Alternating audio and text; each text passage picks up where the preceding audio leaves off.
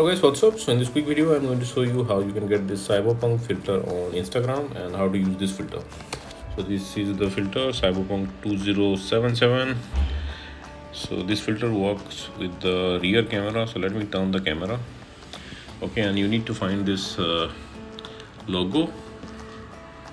Link to this logo you can find in the description box also. I'll give the link to the logo there. Okay, tap and hold. Okay, there you go. So guys, this is the filter. Okay, to get this filter on Instagram you can visit the creator profile. Cyberpunk game is the creator of this filter. Check in the filter gallery and this is the filter Cyberpunk 2077. So tap on it and you will see this preview. From here you can save it to your Instagram camera tray and you can tap on try the filter. And suppose you are not getting the filter like this, then what you can do, you can visit this website also.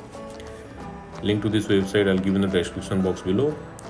Here in this website you will see link to the filter. Just tap on the link and open it with Instagram. Okay, likewise, and that's it, you got the filter. Just flip the camera and use the filter.